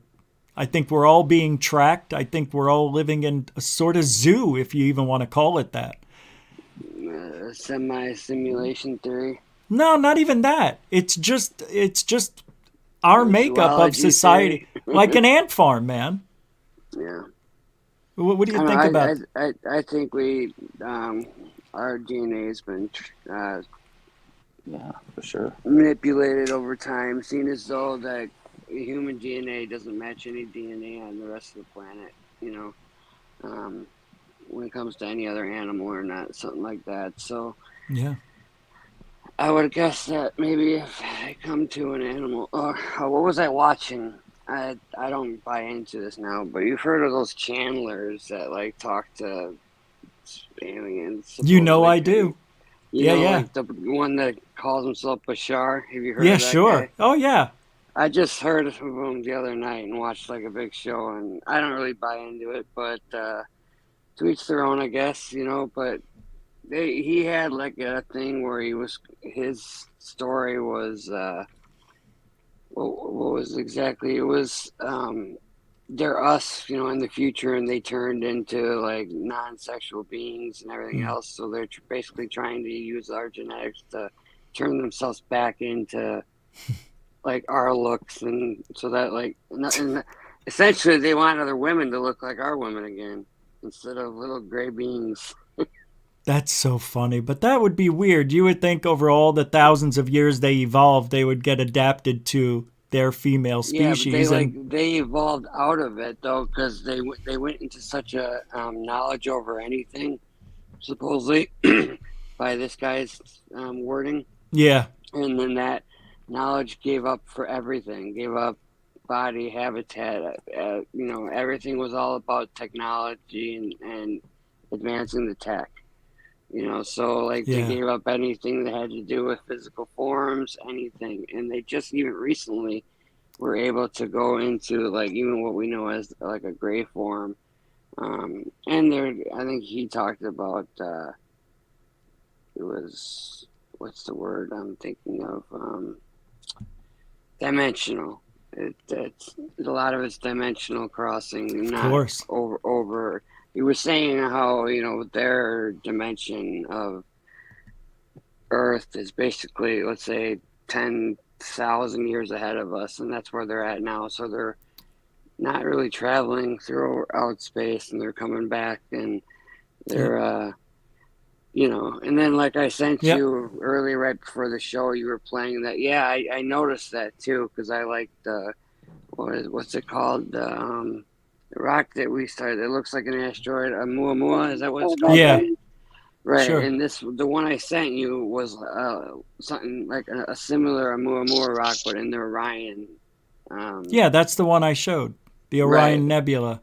Right, I missed the beginning of the show. Oh, okay, I finishing up gotcha. Another show, so I jumped in a couple minutes late. So Gotcha. Okay. that's why I was giving you crap about. I was texting you. Okay. And then I got on the show and I heard that your phone was being texted by me, and I'm like, oh yeah, it's time. My bad. Nah. I didn't realize it was time already. And then I was trying to put that from the beginning. I was trying to put that super chat in the joke, but I kept messing up or something, so it took forever. But I had to. That's all right, man. man. Give you some shit. That's okay. I definitely I saw the appreciate look on your it. face before you caught it too. You were just like, yeah. I'm like, what? All right. Well, if you could, I'm going to go to Dorothy now. So hang tight if you want to chill out, because we're all going to be talking freely here. And Tacey just joined in. So I'm going to go to Dorothy now. And Rich, Dorothy. Smoke on your stream real quick. What's that? Or is that against the rules of smoke on your stream? It's okay. Okay, I just want to make sure. Yeah. Well, I don't do it, but you can do it. Right, I'm just making sure, though. Okay. Thanks for asking. Just trying to be respectful. That's all. No, thank you. Yeah. All right. Thanks. Dorothy! Tacey, I'll be with you after Dorothy. What's up, Dorothy? How are you? Oh, be my face. Hey, I'm doing well. Thanks. Good. So I know. No, be my face. What's that? No. Your thoughts on? I think that's Casey talking to her dog. Oh, look at that little. Aw, that's so cute. What kind of dog? I can barely see. I want another dog. He's half Really Japanese skin and half Chihuahua. Oh, that's so cute. Aw, what's your dog's name? Doggy. This one is Foxtrot. Nice. Foxy. Nice name. Yeah, I have her mama, who's a full-blooded Japanese skin, and her big brother and her big sister. The three of them's name is Whiskey Tango Foxtrot. That's beautiful. I love that. Well, her 10 years old and wasn't supposed to have puppies anymore. Oh, well, what a nice gift. Yeah, so what else could I name them? Yeah, no doubt. I just want to add something before I start talking to Dorothy. Ben, Yorkshire, UK, just hang tight. I have full board here. I don't think I can fit you. Let me see if I can squeak you in here. Oh yeah, you're able to stay there. Just make sure if you're not speaking to mute yourself or don't speak. So, do any dishes in the background or laundry. All right, Dorothy, abduction scenarios. I know you're going to have a nice opinion about this, but do you think that it's wrong what they're doing? Or as long as we never find out the truth, take us all. What's your thought on them? Well, it's a little difficult to say exactly what I think since I'm a Gemini and I probably think on both sides of the fence most of the time. But I think that in some way, either we have messed up our genetics or they messed up their genetics, and everything they're doing with us genetically is either trying to repair us or to repair them. It's kind of falls that way in my brain case about it. So, but in terms of knowing, that you were abducted and having a terrible experience, I think that's like totally unintentional on their part, isn't it? Well, for you to even remember it. Yeah, but there's a certain percentage of people who remember good, bad, and, everything in between. But there have been reports of people mutilations, like cattle mutilations, and seeing these people in the shape they're in without their tongue, their eye, their jawline, whatever.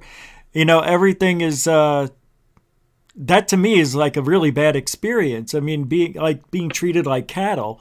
It's rare, but I think a lot of people go missing to be an experiment. Thousands upon thousands of people go missing every year just in the U.S. But do you think it's for correcting our DNA? Possibly, because when you think about the Industrial Revolution and how we started polluting the air, the water, and the land, once we started really, revving up on, industrialization and chemical experimentation and pesticides and all this other stuff, it definitely does something to the whole of the environment when we've got fish with 3 eyes and frogs that are turning from males to females. And the male sperm count in humans now is down 45%. That's amazing. This is from regular science. So it's like, okay, I think our environment was poisoned a long time ago. And the nukes was just the end of, their tolerance for us doing this to our planet, because basically the planet is set up to be in stasis, most of the time, and people adapting in a natural way. But now we're adapting in really bad, unnatural ways. And maybe what we see in them is what would happen to us if we did what they did on their planet. You see what I'm saying? That's all I do. Yeah. Kind of getting but we can't get to any other planets, right? True. Unless they bring us but if they're there. so far advanced, they'd have a way, that we just don't understand. Obviously, they're here. In my opinion, they're here. Because as I wrote to you, I've driven alongside of them. Yeah. And, Wilcox got nothing on my experience, and he can't tell me that they don't exist yet. They already have existed for a long time. But you didn't have a bad experience, right? Oh, heck no. And not even when I was a kid. And I had this really incredibly vivid dream of being taken on a trip around the universe by my friends in the ships. But I can't tell in my own life, because I was so saturated with science fiction, having all these really much older siblings who were all parked in front of the TV on Sunday nights with the Twilight Zone and the Outer Limits and all. I can't distinguish that dream from an actual experience, except to say that dream was so vivid, I've remembered it all these years later. And it's still really, really vivid in my mind. See, me too. That's my experiences seem all dreamlike, but very, very detailed, and I haven't forgotten a thing. It stays with you. It's amazing. I want you to, if you want to hang out for a little bit, you're more than welcome, because we're going to have open conversation, but I want to get to Tacey too, and then Ben Yorkshire. So, very good. Thank you. Yeah, you can hang tight if you want. All right. So, Tacey, thanks, Dorothy. Thank you. Tacey, what's your take on these aliens and abducting us? Bad, good, or what? Mixed. But the reason I got on here was I thought you were asking about where I found the article about the string of stars. It was on my Google feed, and you can find it at SAE Science and Technology YouTube. Are you talking about the Starlink? No, there was like a bunch of stars in. In the Milky Way. Yeah, I remember in the Milky Way galaxy. Okay. All right. Well, okay. I'll have to look it up. Or did you send it to me? I couldn't send it to you. Okay. I don't know nothing about this technology. Oh, okay. Yeah, unfortunately I wasn't talking about that at the moment. I just brought it up, but did you want to add anything, to what we're talking about? Because, the abduction thing's really scary to me because of what the stories I've heard, them prodding and doing all the stuff they do. Sounds really scary. But it would be cool to go up there and travel through the universe and see things that we can't see from the Earth. I would love that more than anything, to have you do that, to be honest. Yeah. And myself included, but it's never happened. We hear a lot of people talking like that they've gone around the galaxy and Saturn and all this. And, I have a hard time with it because there's never any proof, why would the aliens give us anything to come back to, to prove that actually happened? Yeah.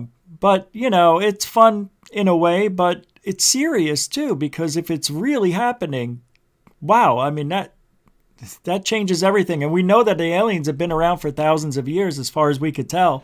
Evidence and paintings and all sorts of stuff on walls and, over the thousands of years. Yeah, they visited the cavemen because of the drawings on the cavemen walls. Mm-hmm. Yeah. It's really interesting. I know, I'll right? let you go. Oh, okay. Well, thank you very much. I appreciate the input, and I'll take a look for that link. Yeah. Y'all Thanks. have a good night. That's Tacey Hale. Thank you. And Off-World Adam got off. I was just going to ask him, but he had to go, I guess. Ben Yorkshire. Morning. How are you, man? What's up? I'm all right. You? Doing well. Thanks for hanging out over here and making your voice heard. So what do you got to take on this? With the abduction things, you've just got to look at us. We do it with the animals of the planet. Sure. We check them. We do experiments with them, find out what they're about. Why wouldn't they do it to us? Well, right. Have you ever had an experience of the sort or even dreamed about it? Not a particular abduction, no, but I did do the CA5. And I can't say it works, I can't say it doesn't. I felt like a presence, if you get the meaning. I do. But that's about it, that's all I had. It's very interesting how some people don't ever have the experience. They never feel a presence. I could say that about my father. Not once has this guy ever... I mean, he's seen a UFO with me when we were young, and maybe when he was a cop on duty once, but other than that, he's not that kind of guy, It's just weird. And it makes me wonder if it's because, like Dr. Greer said, maybe because we're doing it and thinking about it, it creates a beacon of them, for them to see us and find us, and I don't know. You believe in that kind of thing? I believe in that, yeah. Do you? Okay. So that kind of goes along with a lot of things we talk about here on Goof On. The law of attraction, a matrix reality, alternate realities. Yeah. Is it possible the aliens are jumping dimension to dimension? I don't know about that. I'm not sure. It can be a possibility, right? It is, yeah. But if they are more advanced, then surely they might be able to, like they've said before, to probably be able to find a way to get to us. Imagine we've had our technology literally just decades, just a few, not really, like what we have now, that's popped up in the last 20 years, basically. Started in the late 80s, 70s. You could even go back to lasers in the 50s when they were out before they got popular. Imagine where we would be if it was 100,000 years. We could do it all. I would think we'd be able to do it all, except time travel. I don't believe in it. Yeah, I don't believe in time travel. I don't like it. Would they let it? Would they let us do it though? Would they let us do it would. all? So if anybody wants to chime in, you're more than welcome to. No reason to sit back since anymore. You brought up time travel. Then do you believe in absolutely no possibility of time travel or certain aspects of it, Richie? Yeah, I don't believe in time travel at all. I like the fact that you've got a limit of your beliefs. After listening to that for the last half hour, I just find that quite funny. Because what about time travel based on relativity, like in relativity of speed or motion? Like if you can get fast enough, you can actually slower speed. You know, like that. Like if you're in a bullet train, you can, for an amount of time, you can theoretically travel in time. So. But it's not like you're getting into DeLorean and picking a date and time. I don't believe in that, but, you know. Yeah, to simplify that, I think that I believe in going forward in time, right, but not back. I think to go back, it'd take a lot of power that is beyond anything, you know. But to go forward through relativity can be achieved if you go near a big enough object of mass, like a black hole, something like that. Your time would be different relative to someone on Earth. So yeah, and time we don't would know pass at differently. Yeah, that's not time travel. That's relativity. Right. Singularity. None of us what he knows brought what up. happens at a singularity. It's just hypothesis. Once you're over the event horizon, that's even hypothesized, and the singularity is hypothesized. So, oh no, just the mass Right. itself, because they have to do Right. that when they're calibrating satellites for like Google Earth and things like that. There's always a slight difference because the people on the ground receiving that imagery, they're further away from the source of mass, which is the Earth. So there are slight variations in that. So if you apply that to a much larger scale, such as a black hole, then the mass increases and therefore the discrepancy increases. Does that make sense? And that side of relativity has been proven. The problem is the boundaries that are made with science and physics. They're manufactured, so we don't independently go out and figure out this. Well, I think that or anytime public gets close off world, somebody comes in and destroys the patent, or that's what stupid boundaries that are made. Off world, Adam, you're lagging for me. I don't know about everybody else. Oh my God! Look at that. That's unbelievable. Oh, the Mandarin helm. I was wondering when I'd must see have that been the again, helmet. Sorry. Adam. I was That wondering is when I'd see that helmet badass. again. One night after a show, me, Adam, and what was it, Larky? We went. I could bring you in warm, or I could bring you in stayed up cold. all night talking on the Goof on Discord, and we were all getting drunk, and I think Adam fell asleep with the hat on because all of a sudden he was just out, and Larky was just out. That's so funny. That was such a night. Yeah, it's fun times. Can I bring it back to talk about the universe? Rich's original question? Yes, you can bring it back to my original question. Yeah, because yes, but let's face it, that's what Rich was talking about. Because I find it quite fascinating. The reason why I watch your channel, Rich, is because the debunking you do, and I enjoy that side of it. The fact that you have highlighted, as same as Cambion and so many other people, highlight the hoaxing that goes on in ufology, and there have been some prime targets of hoaxing. They all do it at the top level. Every single one of them have been proven to be a hoax. So the most famous abduction that you know, Eddie and Barney Hill. Well, no, I wasn't thinking of that one. Travis. Travis Perkins, Travis Walton. Travis Walton. I'm still not against Travis Walton. Yeah, no, but it's fake. It's false. And this is the problem: is so many of these stories have been like Anjali's, that's going to be false. You know, Well, when it comes they're to all, hold on real quick on let me finish my sentence. Let him finish. They're all it's about what you were saying. So yeah, I know, but let me finish. Go ahead. There is so much fakery and lies that goes on in this, but Rich, you take the story that aliens have been here for thousands of years, with nothing but evidence from ancient aliens, ancient alien style evidence, and that's just not good enough. It's awful. Well, I don't know if it's just ancient aliens though, because there's Renaissance art, there's cave art, there's things being found in really weird places where mainstream archaeology, says, oh, that can't be. And, it's like, well, new discoveries every day.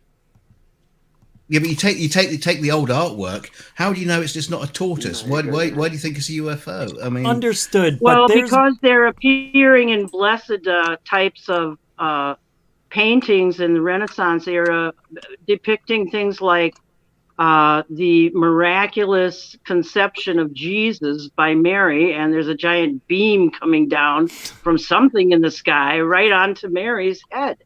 Yeah, with the visitation, and that's from what, the 1500s?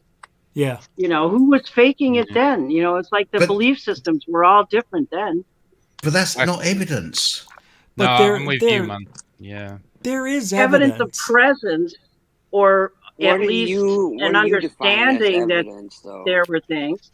There was a woodcut in 1560, I think it was, or 15, I forget exactly, in the 1500s, depicting a battle in the skies that took place right over Germany. And these broadsheets weren't just, they weren't tabloids. These were the news pieces of the day.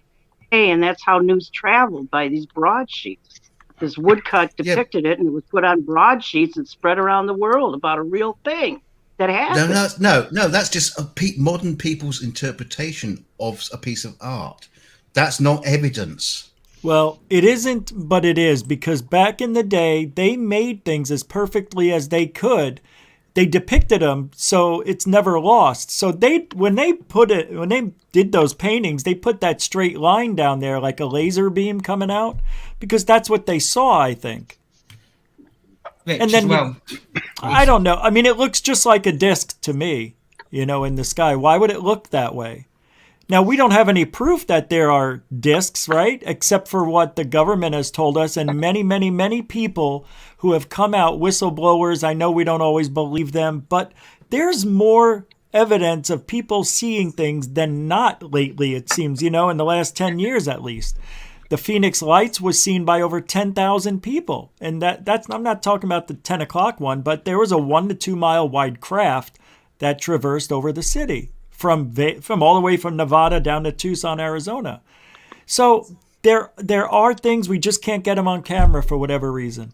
Yeah, the problem is, Rich, you said it's a craft. Evidence, because I think everybody defines evidence differently. Because every time I hear a show or this or that, or the next person that says, especially debunkers, the next person says there's no evidence. There's no evidence, but the way I see it is there's tons of evidence for all kinds of different situations. So I wonder where everyone's at where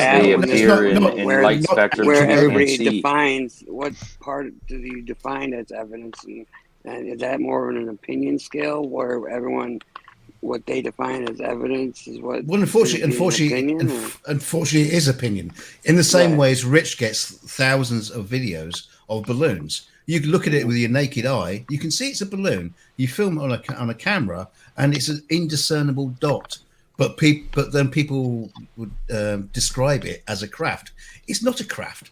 It's a balloon, and that's where the problem lies. Is you've taken an image and then interpret it into something else without any evidence, but you will come up with a kind of solution or some kind of resolution to something that's pattern seeking based on nothing. Well, that's the problem. You're right. Well, there's But so let's- much experiential evidence. How can you deny, millions of people? That's not evidence. That's just stories. No, people are flawed by That's the nature. actual You got to account for that as experiences well. of people. That's testimony they would give if they could. But I mean, Well, like you not say, there's evidence. nothing tangible there. Here you go, Rich. Because you were talking about the whole abduction thing, and you were talking about there are thousands of people who've experienced an abduction. Do a video of the best evidence of abduction experiences. Okay. And I'll be interested to see what you come up with. It'll take me a minute because I'm working on 2 other projects. But I'm I'll sure throw it in it'll there. take you a bit more than a minute. Well, you know what I mean, like a month. But the thing is, we have pilots that have seen things close up, hundreds of feet from their window. Like that pilot in 1980. I forget his name, but he said it was so bright it made his face feel warm, and other people on the plane saw it. And there's many pilots who have seen things they can't explain, and I would definitely take a pilot over anybody on the ground. I've seen tons of things that I can't explain. I've seen loads of UFOs, but here's the problem. I've seen loads of UFOs. If I choose to, I can say they're aliens, but if I choose to, I can come up with a rational explanation, and that's where the problem of humanity lies, is that some people will just look at something and just not rationalize it and just go for the extreme story. And I think, unfortunately, that's what's happening in most of ufology. Unfortunately. Do you think that's what happened don't back get me in wrong. 2001 with Dr. Greer and the Disclosure Project and his over 400 witnesses were all verified and testified, as much as they were able? Do you think that was all a hoax? Do you think that was all just made up? I don't know what that was, but there is no actual evidence. Nope. Can I just chip an idea in for you guys? I think it said once again, it's evidence being defined as what you call evidence. Rich, what you say about aliens have been here forever? Yeah. Well, I think they have. Yeah, I think they've been around. I would name that a hypothesis rather than a theory. Is that of fair course. for everyone? So I think what makes a hypothesis into a theory is evidence that is tangible, isn't it? So it's fine to have a hypothesis. I've got plenty, but it's like DKG is saying, in order for that to then become a working theory that is sort of difficult to challenge, you need something more than what a lot of the footage gives you. And some of that, like he's saying, that's an epistemological issue. Is that that's a long word for this time of night. That one hurt. Like the default position in epistemology is very boring. It's I don't know. And then you've got something called the null hypothesis that links one event to something else. So you have to eliminate anything that is rational first before you can move over to the fantastical. And it becomes difficult for us if we don't have access to satellite data and things like that. So we're having to go off testimony. But unfortunately, testimony, in a court of law, testimony is not, that alone isn't enough to convict someone, So if you apply that same logic to it, things like this, it becomes more difficult to say what something is. All you can do is say what it isn't, or what you believe it to be. But then it's got to be challenged by people that may have insight into certain areas that you don't. Does that make sense? It does. Yeah, that's the unfortunate side of the ufology thing. I mean, you're saying why are aliens abducting us, but you haven't got the ground level proof that aliens are actually visiting us. So that's what I was trying to say. Yeah, to ask what they're doing or why they're here. That's a very difficult question when you don't have the evidence that they are here. That's exactly what I was trying to say. I feel like I'm at a. It's got to be they're monitoring DNA manipulation or something. strange. Are they sure? Are you? Are they? Oh, okay. Surely, though. I feel like someone who's turned up at a Alcoholics Anonymous meeting with a big bottle of whiskey and a pint glass. There's only a few. There's really only Maybe a a few study on tangible preservatives, reasons of why the effects of UFOs would be preservatives. at our planet. You learn a lot more from people that take a different position to what you do. That's what I think. So everybody here's got a different position. Well, as Rich knows, I deal a lot with the flat Earth movement, listening to their bullshit, and unfortunately, the thing is when you can see correlations between the flat Earth and ufology, that becomes disconcerting. That the people are being dragged down the rabbit hole in the same way as flat Earthers will be, and you're all sensible people. I bet none of you think the Earth is flat. But wait, it's not. Yeah, that is an extension of spiritual seeking. What people do. Why I oughta. Yeah. Now, Shane Hornell in the chat says, "Good grief, haven't we moved on from aliens are real?" So No, we're not we talking haven't. about because we don't know if aliens are real. We're just going by what history has shown, and it's shown us pictures and shitty video and testimony that's really good, but really no hard evidence. What about Lou Elizondo's Rich, testimony? You know, Lou said he's not even a UFO researcher. I forgot to play that clip. When we get a perfectly beautiful camera footage of 4K HD video of UFO, everyone's going to think it's fake. I know. It's real. No, it's not true. That's not true. No, it's true. Because I work in visual effects. You'll be able to tell whether it's fake or not. Can I just add something? What would make you believe that they are? If you've got a ship above a city, what would make you believe that's real? Right. If it's us or someone else, or another alien. In the same way that moon landing deniers will say that people didn't land on the moon, because there is an abundance of evidence. You'd have radar sightings. You'd have multiple sources of views. You'll have multiple cameras watching Russia it. wouldn't let the U.S. say that we were there when we weren't. Period. That's good enough reason for me. Well, no, I wasn't going to go down the whole moon landing denial Who's thing. driving the ship, though? Scare the enemy. Is it people or aliens? We need to know that.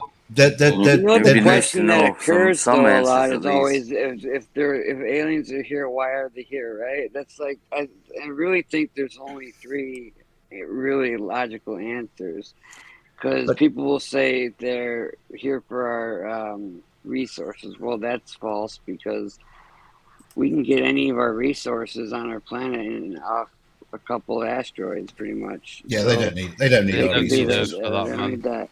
Don't need our water. Don't need our gold. What's the other one? Yeah, water resources. No, they don't need that. It's in abundance. They need nothing from us. Here's number one thing I think. One is here to research their own, to see how what we would do, watch how we're growing. Period, and just for research. They don't need to know anything about us, but they just we like to watch animals and the indigenous. Like, they're not gonna try to help us or talk to us or play with us. They just want to see where we're at compared to where they might. That might be how they're able to, like. I watch the History Channel all the time, and 90% of the questions are, how is the world come to be? Well, we really don't know for sure. So maybe that's them learning how they came to be. Yeah, well, a great question from the History Channel was on the ancient aliens. Who built the moon? Oh, yeah. So there you go. That's what you're talking about. Well, don't go down the History Channel as any kind of source. There's your average. That two big celestial objects crashed and the moon was formed off a part of the Earth that came apart, or. I actually, based on the Daewoo tribe and stuff like that. I think Rich is right. It's an ant farm. Times before the moon. That's what H.G. Wells thinks. He wrote a book about it. Before the moon was here, that it's a very possibility that if aliens are controlling the moon and the far side or whatever, that I believe that Are we aliens would've looking at brought our that own satellite extinction in. event coming up, or is it going to be from the sun again, or another thing? Oh, we'll do it all by ourselves. We don't At need the times, you think? There'll always be an really extinction honestly, event volcanism is going to on the destroy our rise, planet always. before anything. I want to As add humans, something that's really just how important we about do why things. If they're I here. could put money up there, I would say that volcanism would destroy us before anything does. In order for an alien to reach us Every with a vast distance in 12,600 space, years, we go kaput for some reason.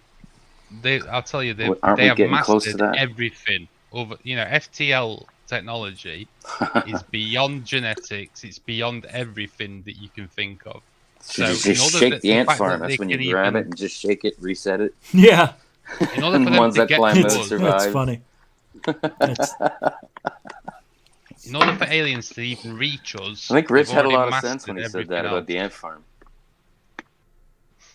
Yeah, it makes sense. No, it's going down flat Earth territory, I'm afraid. Would you care about each individual ant? You're obviously of higher evolution. You can think. Wow, that's and Do they have It's empathy? like a pharaoh doesn't care about his slaves as long as they're working. If not, get rid of them. Exactly. Why would something of such high intelligence, high advancement, kind of bummed out now. whatever? Why would they care about one person? Do they have empathy at all? They don't care about one person. I mean, well, it's a question. Is slave that theory. The just slave theory our is own feasible. humanistic, just how we're selfish as humans sometimes? Well, they do care about the world one revolves person. around us. They do care Right. about one person. Rich, this is my theory. It's my theory alone. I think the only reason why Lou Elizondo is so interested in UFOs is he's trying to find a ride home. Oh. Yeah, I bet you're right. Back to Uranus. Hey, man, that movie comes out So I'm glad the veil from of- Area... Pardon? What was that? No, go on. Tell us about the movie, Rich. No, I was just saying Area 503's got his Lou movie coming out this Saturday, and you guys are going to be surprised what he found out. A lot of things in there about Lou. Not very good. Yeah, I'm looking forward You to know, that. in Britain, a Louis a toilet. I wasn't yeah? expecting. I was shocked at some of the things. I can't talk about it, but, what he told me, it's very interesting. Very, very interesting We're what going to go out he of our way to found. prove he's a swell guy. Yeah, his head is swelling. Exactly. Did they find his neck? No, it's still in his collar. No, it's underneath his what is that, landing strip. It's his Area landing 51. strip. Lou's landing strip. Yeah. Unbelievable, that thing. I hate that Shaped thing. like a thumb I'd love to shave it or a off. big toe. Sorry, Rich. We've ruined your Sorry. stream. Go on. No, we're almost done. You're used to the madness, aren't you? Oh, I am used to it. I am used to the madness. I like having you guys here, man. It's kind of fun hearing everybody talk instead of trying to read what you're saying. This is nice. I'm glad we did this tonight. So I'm gonna have to end the show. Yep. Yeah, unfortunately. But we could pick it up again tomorrow. We'll No, see. it's just there's Thanks for What? having us on. too many Rich. questions and not enough time. I know there's a lot, and I didn't expect it to go this long. Thank you, Dorothy. You too. Glad you guys could hang out. We didn't even get past the aliens real, did we? We'll, I got all night everybody's now. got. Here. I like how everybody's got their own idea about what they think is happening, and that flat Earth even made it into the conversation. I mean, come on. Unfortunately, if I'm here, then you're going to hear about that. But, Can I sorry say about that. something? I love talking about flat Earth. Love it. Oh, tell you what, Rich, come on the Shills. We do the Shills show. Come on the three Shills. types, right? And- Flat. Oh, I would love to. We talk about flat Earth all the time and the idiocy on the internet. So Yeah, I mean- I'll send you a message. Get on the Shills Discord. Yeah, do that. And we come on the show. I will. I totally love. I mean, I will talk about it here. It's a I'd good show. love It's to. a good show. It's a good Why? Lou's wife believes in being flat. What's that? Lou's wife, she believes in being flat. Only when they make love. And It's called a land. That's not flat. That's a landing strip. Maybe that's why Lou's flat. I don't know what I'm trying to say, but I want to thank you guys for hanging out. Offworld Adam, DKG, Demadea69, The Gorilla Gamer, Ben Yorkshire, UK. Thank you all for hanging out tonight. You can let yourselves out the back door. We'll talk again. Thanks, guys. Good night, bye. Good night. Thanks. Thank you for the great conversations. And cheers. Cheers. Yeah, I love saying cheers. I wish I was British just for that. It doesn't sound right coming out of me. What do I say? Forget about it. I thought you were British. I've been binge watching. I am. I fake it, mate. It's great. Oh man, I've got to get one more thing in. We say Yorkshire. Yorkshire. I think I've said it right once the whole time, right? Ben Yorkshire, UK. Yorkshire. All right, I got it. It's like that Worcestershire sauce. Worcester. Right. Worcestershire. There it is. Worcestershire, yeah. Worcestershire. I hate that stuff. I always say Worcestershire sauce. Hello. Check, please. That's easy way to remember it, though. All right, I'm gonna play the remaining Lou documentary trailer because we got a minute and a half, and then I'm gonna say goodbye. So, guys, again, thank you for hanging out. I'm gonna play the clip. So, see yourselves out. I'm dropping, mate. See you later. All right, thanks, get out of here, you bums. You get out of here. Yeah. Forget about you. You beat it, Michael Jackson. Kick rocks. All right, let's play the last of this because it's coming out January 29th. Lou Elizondo's movie by Area 503. Who's Lou? We'll continue where I left off. Get me out of there.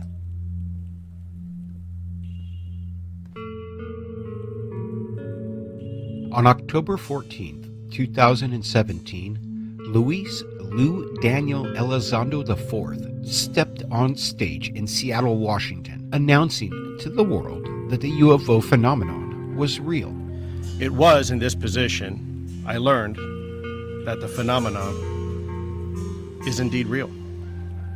Lou would instantly rise to the top of the UFO subculture, being backed by a global media campaign labeling him as a Pentagon UFO whistleblower. Previous to this day, no one outside of the military intelligence community, a few politicians, and a close-knit circle of defense industry contractors had ever heard of the name Lou Elizondo.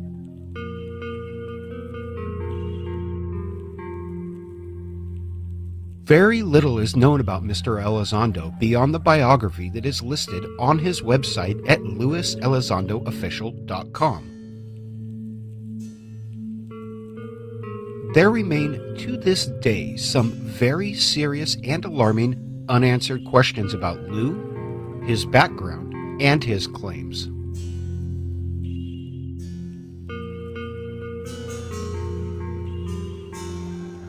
Every piece of evidence obtained in the making of this documentary was located during a thorough search of public records available on the internet. While such information is considered public, I have gone to great lengths to protect the privacy of every individual mentioned in this piece, while only including information that is entirely relevant in an attempt to answer the question of Who's Lou? In order to be completely transparent, a full bibliography of original copies of the research material obtained during the making of this film, along with source reference links, is being made publicly available on the website www.who'sloumovie.com. I love it. Thank you for that. Go check it out. Who's Lou? I almost want to say who cares, but I care. Yeah. Nice, guys. Go give Manny a sub and support that film by watching it and sharing it when it comes out on the 29th of January, this Saturday. We'll be showcasing that trailer every night because we should. And thanks, Manny. Hey, I want to thank everybody who came on tonight. You guys were freaking awesome. Everybody who came here tonight to hang out, supported the show. You made it extremely, I don't know how to say it, humbling, I guess. I remember when we started this show about 3 years ago, and we had 300 subscribers for like 6 weeks. We couldn't get away from the 300s, and we had the 300 strong group. I would have never have thought we would have made it this far, and I can't do it without you. So thank you for supporting GoofOn. We are Truthology for ufology. No matter what anybody says, no matter how many videos they make about me and others like me, truth seekers, alien scientists, fighting for the truth, third phase of moon, and unidentified S4, and Into Thin Air now, who's a good friend of the show, and so many of you out there who email me. I can't thank you enough for your support, your kind words, the links to give me things to talk about, making life a little bit easier that way. So I just wanted to say a big thank you for that tonight. And tomorrow, we'll be back, 9 Eastern, 6 Pacific. Thank you, super chatters, moderators. You're the best. Can't do it without you. Make the show run smoothly. We saw those people tonight. We got rid of them. And the newcomers and the veterans, too. Thank you for supporting the show. I appreciate you sharing it, giving it a thumbs up. We have been getting close, if not hitting 200 thumbs up per video with 50 comments. That's where we need to be. The algorithm likes it when we get to that number. So let's keep commenting, and I'll go visit you guys in the comment section as often as I can. And thank you very much. All the links are in the description if you want to keep supporting the show through PayPal, Cash App, or become a patron. And later tonight, in about 3.5 hours or so, there will be a third phase UFO report. I'm sure Third Phase of Moon has a video coming out. And I am your host, Rich Giordano, for a great Wednesday hump day right into Thursday morning. We'll see you guys tomorrow. Have a great night, because what are we? Truthology.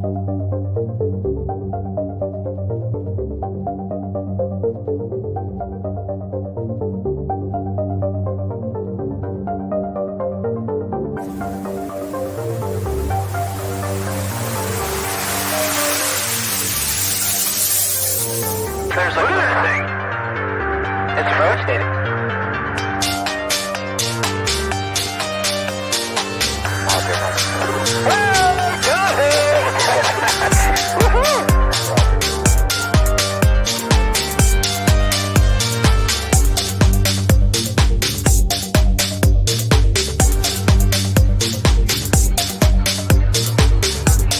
What was in the skies over Jerusalem, and why did it downward its treasured sites in Christianity? There's a new evidence that proves we're not alone. UFO, a bright light is descending to the dome of the rock of Jerusalem.